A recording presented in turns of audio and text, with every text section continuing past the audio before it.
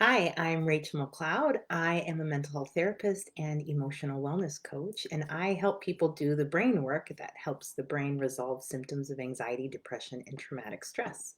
And today I want to talk to you about why you still feel stressed and tension. I did it again. Why you still feel tension and stress hours after being triggered, and that's what we're going to dive into today. And this is from someone in my group who had a question about this. They posted the question. I was like, I will answer this live because this is a question many people have. And they said, when triggered or stressed, why does traumatic stress reside in the body hours after the trigger has happened? I can literally feel this tension sometimes long after something has passed. Why does it take so long for my body to relax itself? And it's not always that I'm ruminating about something, it just feels like the switch got stuck in the heightened position. And and I think that was really a wonderful observation. I love it when people are tuned into themselves enough to notice these sorts of things. A lot of times, these sorts of reactions after being triggered can be very unconscious. Maybe the people around you know, like, don't disturb her, walk on eggshells. Maybe other, people know, right? But sometimes we don't know. And so I think it's huge straight off that they're aware of this, because what we're aware of, we can really create massive shifts around and help the brain heal. If it stays outside of our awareness, we don't get that power. Knowing is definitely half the battle over here in getting rid of symptoms land. So, but I want to talk about that. He makes a great the first question he answers. I want to dive all into that. Why does traumatic stress reside in the body hours after the trigger has happened? And I want you to understand what that is. What's going on there? Your body. This is a news flash, right? Basic information, but it can feel revolutionary. But your body is participating in your life just like you are. It is expressing and experiencing emotions just like you are.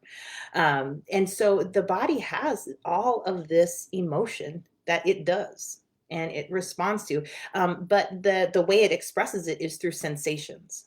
It will have whole conversations with you through the sensations that you are experiencing in it. Okay, and that's just information that's huge to understand. A lot of times, that information can be memories, it can be emotions, it can be the body knows.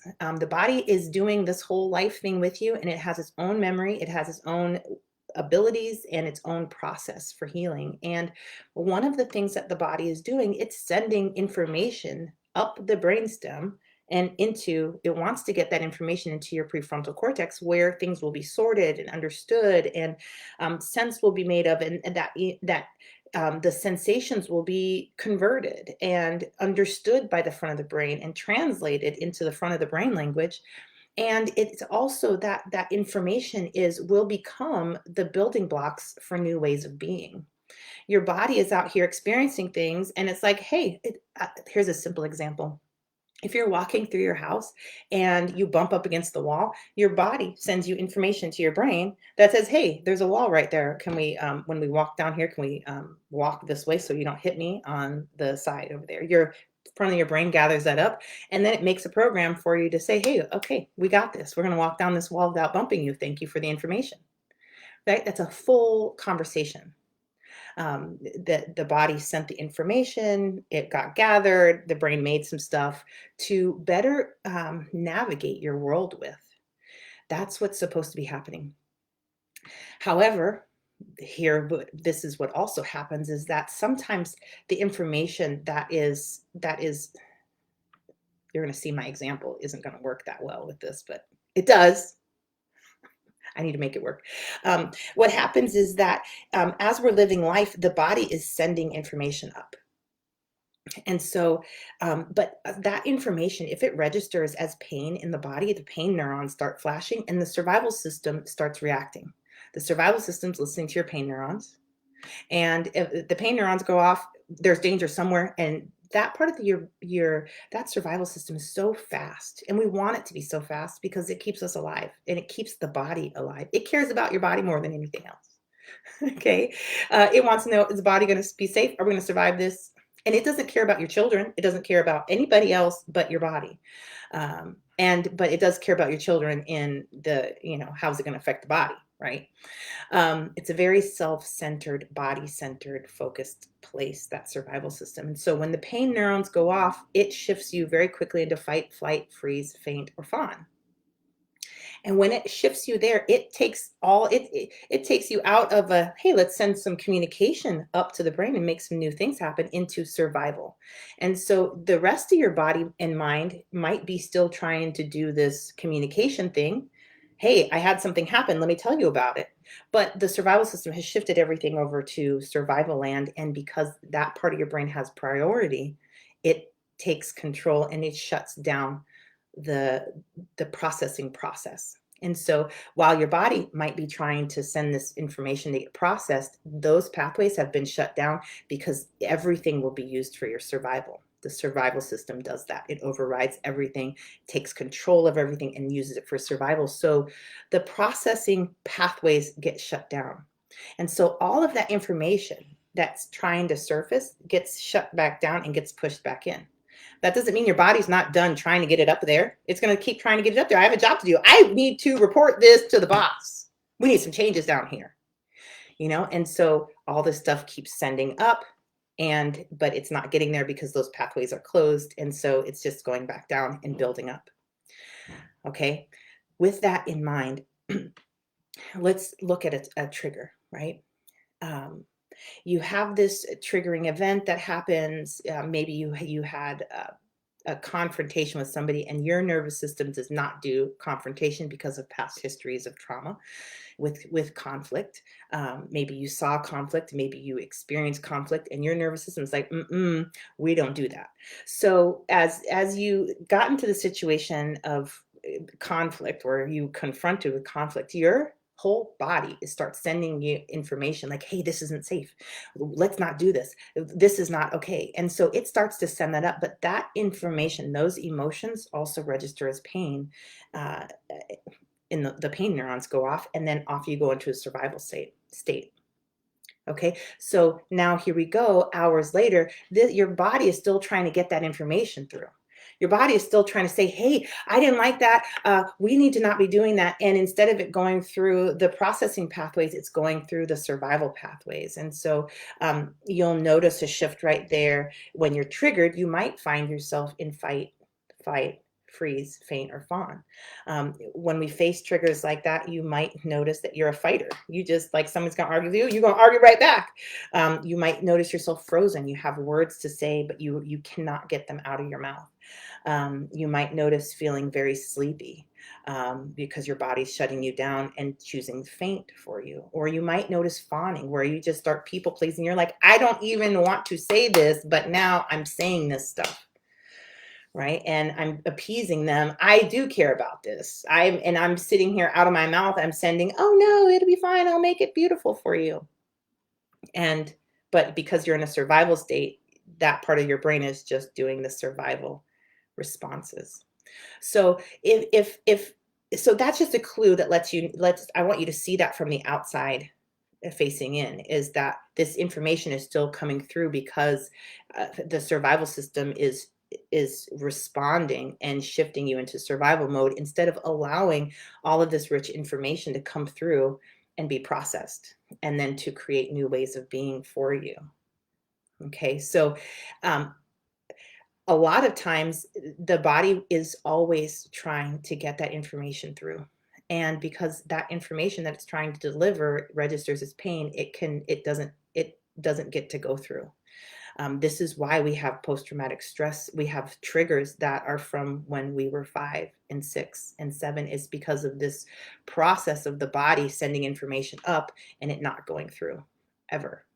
And let me tell you, the front of the brain takes offense to that too, because it's like, I need that communication. I need to know what happened. I need the details, and it can't make the connection to get that information to create a new way of being. And so you're stuck with, the information comes up, the survival system goes off. The information comes up, the survival system goes off. The information comes up, like when you see confrontation, your body starts saying, hey, I have a lot to say about this, and you go off into the survival state. And that's why when we make this shift in here to really um, come out of a survival state, and I teach using 4 interventions for this, one of 4. These are my specialty. There are other ones out there as well. They're not my specialty, so I can't speak on them heavily, but I teach how to intervene with the survival system using emotional freedom techniques, thought field therapy, energy medicine, and EMDR. And I teach people how to do this, how to use these interventions to do this work so that they can help their body actually get the information to the front of the brain, and that then the front of the brain goes and repairs, heals, and creates new ways of being. Um, Things that people have only dreamed about before, but have never been able to make that happen because their survival system is always yanking them over to the left into survival states. And so I had a good time there, and now I'd lost my place where I was mentally.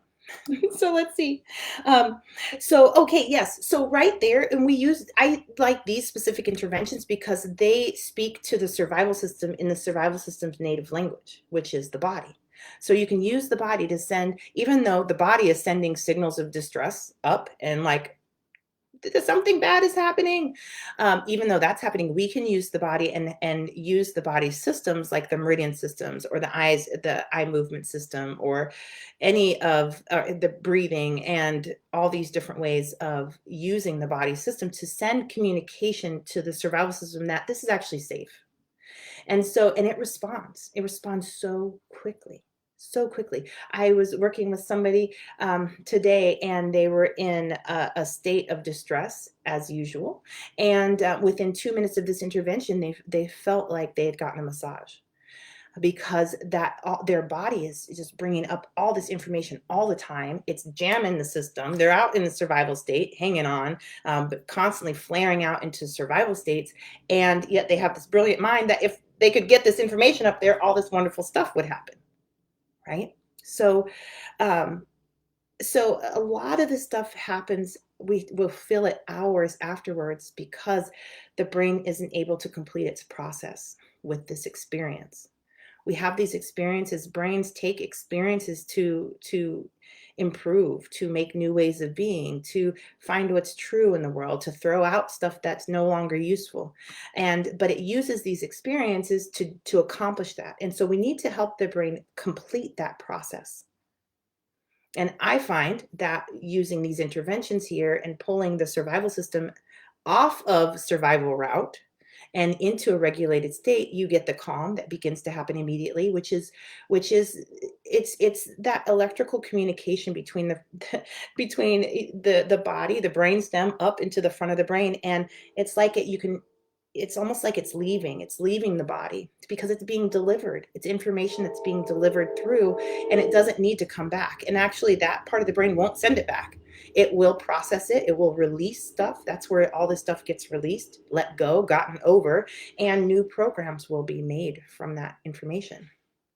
Like what I notice happening, this is something that I help people to do, is if they're having triggers with conflict, I have them, there's several strategies to do this, but I have them take that information that's coming up from their body, and use interventions with it and move it through. Then what happens is they'll come back and do the thing again, and they will interact differently. If they interact freely, the brain had the full communication and built something beautiful. If and that they're able to speak authentically in conflict, then we're winning. If after we do a round of that, they come back into a conflict and they're better, but like still glitchy, there's still more in there. We'll go find that and we'll move that through.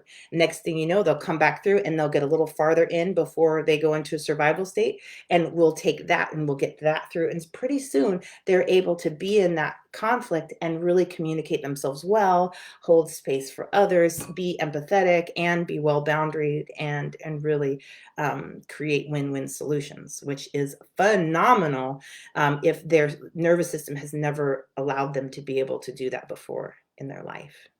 Right. And so that frees them up to really start creating those win-win situations everywhere, start communicating on deeper levels, and really have control of their nervous system back. Um, And so when we pull all that stuff out of there, it's really, really, really powerful. But the other piece to that um, is that once you get it all through, your body returns to calm. Your body doesn't need to send the stress up there anymore. It all got processed. Now, a lot of times, most times, probably about 80% of the time, you can use an intervention, and this you turn right back into a regulated state, and you can go on. Um, but there are times when you can only get so much of the information that your body is sending through processed at a time, especially if it's like layers and layers of trauma trying to move through, because that's the subconscious mind does that all the time. It brings you into these places, and that's a match, like it's conflict here, and it's like, oh, we're locked into the conflict stuff. We've got matching conflict in the back of the brain back here, and it goes back there, and it's like, go, and it tries to send all this old conflict energy and information through because it matches the current one. And so this is how we have bigger reactions in the moments when it's just a little conflict. But now we got our clubs out, and we're gonna just, or we're frozen hard, and it's like just these big reactions to regular stressors, right? And so that a lot of times we have to get all of that trauma through and help the brain, because that's why it's here. That's why it's coming up. The brain is like, this is my chance. And guess what? This might not be its chance. This might actually create problems for us if it tries to get this stuff through right now, but it's going to, because that's what brains do. But if we know this, we can take some time and help the brain. What was it you wanted to move through? Okay, why don't we, while we're not in a triggered state, why don't we move some of that stuff through? And then pretty soon this stuff gets all cleared out, and which frees people up to actually be in current conflict and actually be present, instead of being 1 foot present and then 10 feet deep in post-traumatic stress, past trauma, past conflict that never got resolved. It's like people do this all the time. It's annoying, right? But it's kind of funny. It's kind of funny how humans are, but it's, if you're having a conversation with somebody and you say, I really felt left out when you did this and this and this. And that person says, I felt left out too when this happened, this happened, this happened, this happened. Right? They didn't hold space for you. They didn't let your moment have a moment. They just jumped on it and said, me too. And this is it. And so nobody's getting anything resolved. We're just having a festival of, we feel the same way. And our brain, our own inner world does the same thing. And that's one of the reasons why we don't get this stuff processed, is because it's kind of coming up like a Mac train, no order, no consideration for anybody else. But we're not going to stop that, but we can really get creative with how we work through that so that we can get this stuff resolved and we can get it out of our present life. So I just went off on a tangent. Let me get back to what he's talking about. So what was cool in the group, one of the group members commented that she gave a really cool comment and resource. She said the body needs to complete the stress cycle. It's how hormones work. And then she gives a book, The Secret to Completing the Stress Cycle. I haven't read that. I don't know anything about that, but I just thought that was really cool.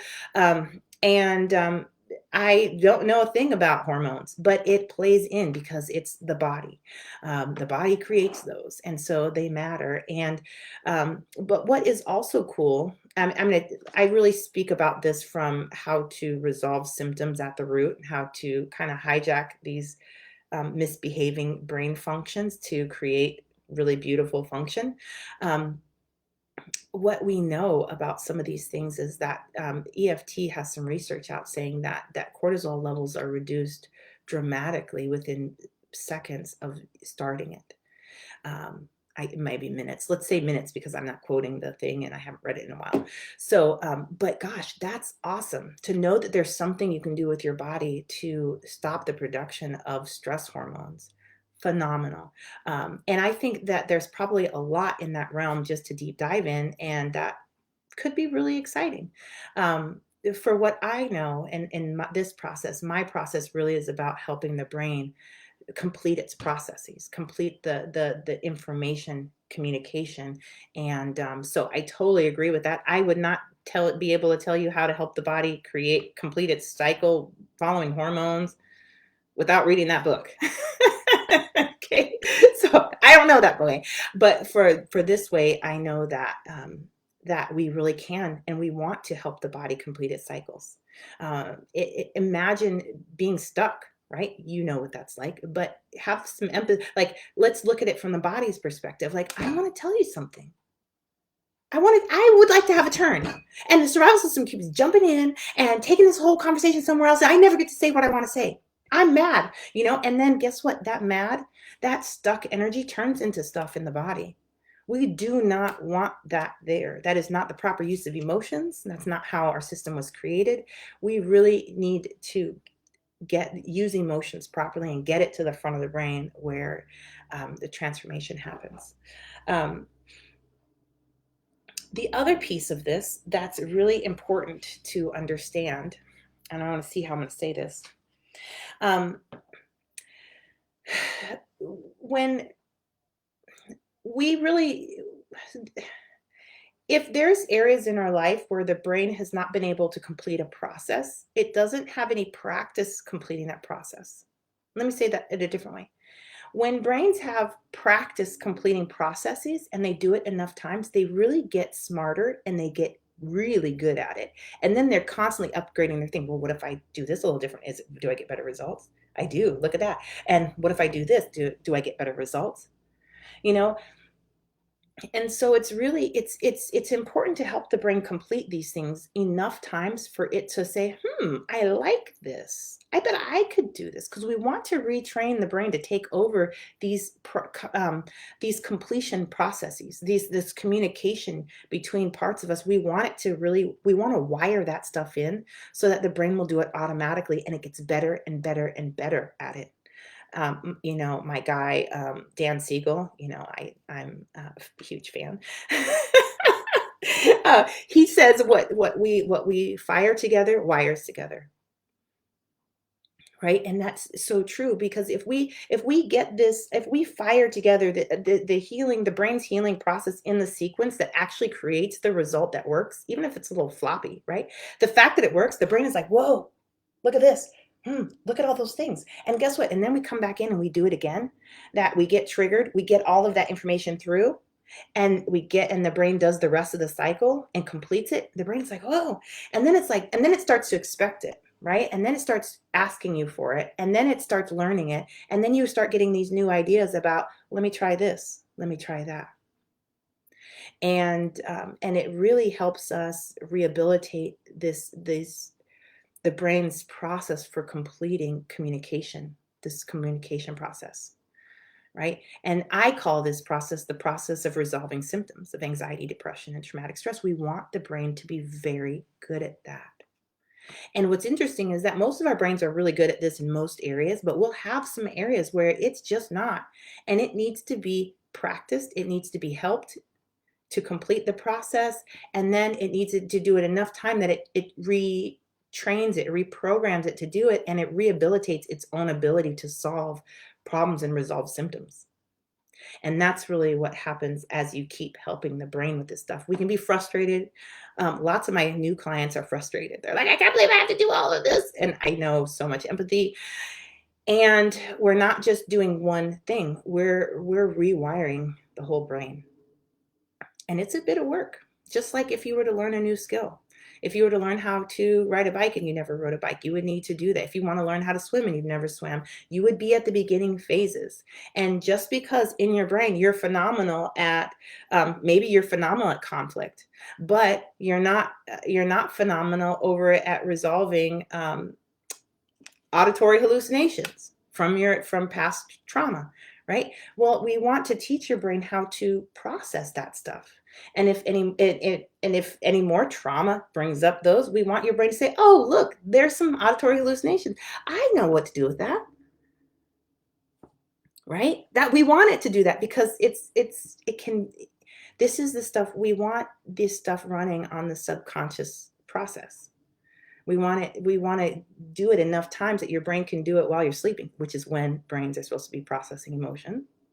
outside of your awareness, all these things, but we have to support it and get it right. We don't have to. Okay, let me not speak like I'm the expert in all the world of, but according to my process of resolving anxiety, depression, and traumatic stress in 2 to 6 months, that it really benefits us to help the brain accomplish what it's trying to accomplish. And sometimes we think it's trying to accomplish kicking our behinds and making our life miserable and keeping us in the depression or the downward spirals. But it's not. Those are all signs that the brain is struggling to accomplish what it's trying to accomplish. We don't necessarily want to stop all those things. We want to help it through those because then it learns and it does this stuff better and better and better and better. So, um, that so I want you to understand why these symptoms go on and go on for long amounts of time afterwards. That I really want you to understand, I believe it's a really kind of a holy process, right? It's an important, valuable process your body's going through. I didn't say it feels good, because I'm not saying it feels good. It can feel awful. It can feel horrible. It can feel terrifying. It can feel awful, but double awful. But um, but it's really your brain and your body's wonderful wisdom and wonderful process to make your life better. It's just stuck. It's just not functioning well. So, um, while I want you to move through symptoms quickly, I also want you to resolve them at the root and really help your brain really create what it needs to create to keep you well. I love the one hit wonders where it's done. Uh, let's do lots of that. That's fun. But we're doing something deeper and really, really valuable. So, and I also want you not to hate your body. I want you not to hate your symptoms. I want you to see these symptoms in your body as part of your team, and really help you have lots of success with your team. Right. So anyway, thoughts from me. Um, I'm going to read some of these posts, but I also want to say before I jump off, um, uh, my brain wanted to say three things. One, like totally nerd out on this stuff, but then my other part of my brain was like, let me tell you what. The truth is that you can totally nerd out about this stuff, but there is no way to rewire your brain without walking the process.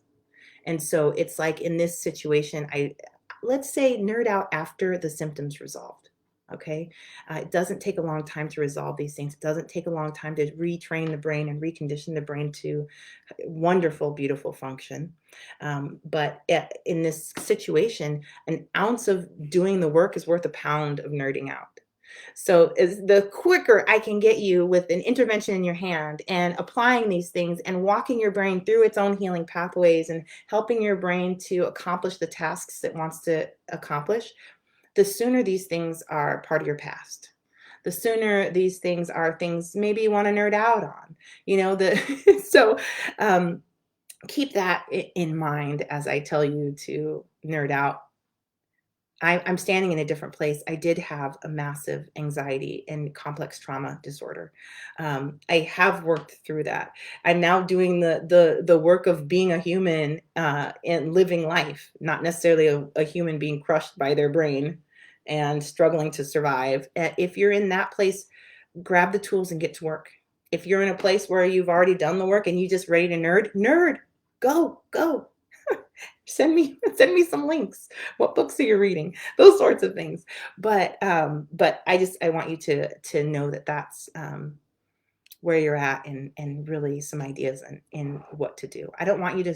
We can really stay in nerding out land when we actually need to be in get busy and get healing land. And those two places cannot be confused. They are not the same place. Nerding out land is like food for your prefrontal cortex. It does not help your body actually get this information into the front of the brain.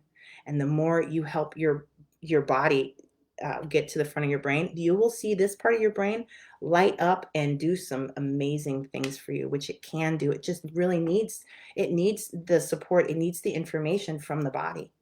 And so That's from Rachel. And if you want to see if I can help you with any of this stuff, either using my self-study process, my online program, or in my 8-week intensive, definitely go to my website at rachelmcleod.com. And you know my name is spelled like Rachelle. So that's RACHELLEMCCLOUD and .com. And you can go there and look around and learn how to work with me or use my process. My online program is built to give you the option to do your work at home independently or do it alongside a therapist who may not be trained in this stuff, but is a wonderful support. So um, yeah. Okay. So Chastity says, and while we're here, if you have questions about what I'm saying, please go ahead and answer them. I'm going to answer any questions that come up and we'll have a chat. Otherwise, I'm going to jump off and I'll see you guys later. But um, Chastity says, hello, glad to watch you live. Yes, hello. It's been a while. I took a little break over the winter and so it's good to be back. It's good to be going live. So wonderful. Serena says, such great clarity. I really appreciate this understanding. Thank you. Good. You are so welcome. This is when it's like when we can, that idea of a house divided falls. It's the same thing with us. If our survival system is going one way and our prefrontal cortex and our body are going the other way, we're divided. All of these symptoms of anxiety, depression, and traumatic stress result in us being divided against ourselves. We want to go this way, but our brain is taking us that way. And it's really hard to be well when we're divided. And so I really encourage all of us to really figure out the strategies of being on the same team and really appreciating the body. But I believe that stuff's made. I never say, hey, just be grateful for your body. I I'm not going to say never, but that's not really the approach. The approach is you get these two together and you get the communication and then you watch what happens and you're like, that was really good. And then you get these two things together. You get some information from your body. You get together with the prefrontal cortex, the survival system lets it on through. It gets where it's supposed to go. And you're like, wow, that was really cool. That was how, I feel a lot calmer. Oh, I'm not panicking on my way to work anymore. I'm not panicking at work. This is cool. Let's try it again. And you, by experimenting, by experiencing these shifts in healthy brain function, um, really that's where the trust is rebuilt. It's not, you can talk about it all day long, but as long as you got parts of your brain and mind and body in the back like this, that's not good teamwork.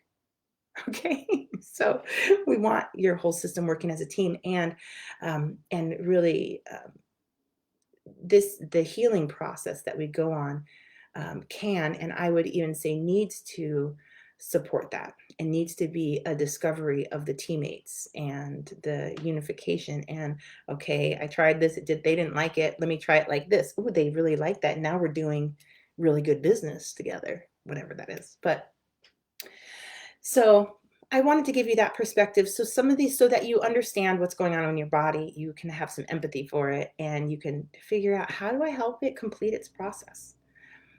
How do I get it unstuck? How do I help it? How do I help my body do what my body needs to do so that I can stop the stress and tension? So, all right, I don't see any more comments. Wonderful connecting with you, and I will see you all later. Bye.